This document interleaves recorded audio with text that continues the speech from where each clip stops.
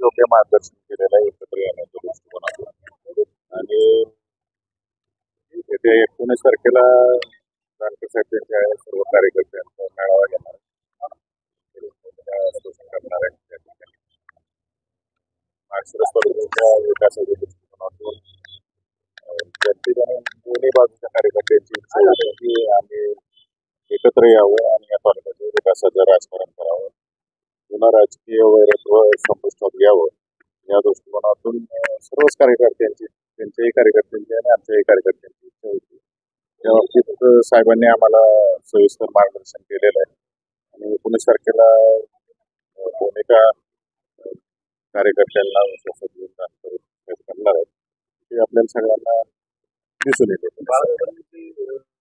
जाहीर केली होती विधानसभेचे उमेदवार काम करणारे उमेदवार असतील ते आपल्या सोबत आले तर त्या संदर्भात चर्चा झाली का? तुमच्याकडून त्यांचा उमेदवार कन्सेंट असेल? आगामी राजकारणाच्या वाटचालीच्या बाबतीत बाळादादांनी कालच स्पष्ट भूमिका केलेली आहे. पूर्ण जबाबदारी माझ्यावरती सोपवलेली. हेच सगळ्या गोष्टी मी आज साहेबांशी या ठिकाणी बोललो. साहेबांनी सुद्धा भविष्य काळात कशा पद्धतीनं काम केलं पाहिजे या बाबतीतलं मार्गदर्शन आम्हाला दोघांना केलं आणि त्या दृष्टिकोनातून आम्ही दोघांनाही साहेबांना शब्द दिला की पुढं भविष्यात कसं काम केलं जाईल ते आम्ही करत राहू. काली होती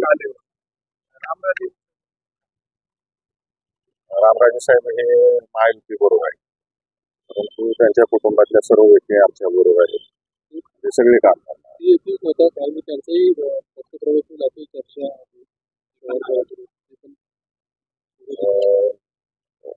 त्यांचं सर्व कुटुंब आमच्या सोबत आहे. मी एवढंच बोलू. रणजित दादा मात्र या सगळ्या प्रक्रियेत कुठे दिसले नाही. फॉर्म भरायला सुद्धा ते बरोबर नव्हते. परवाच्या बैठकीला ते समोर आले नाही, आतमध्ये बसलेले होते. त्यांचा कन्सेंट तुमच्या सोबत आहे, मात्र जाहीररित्या त्यांना तुमच्या प्रचारात किंवा कशात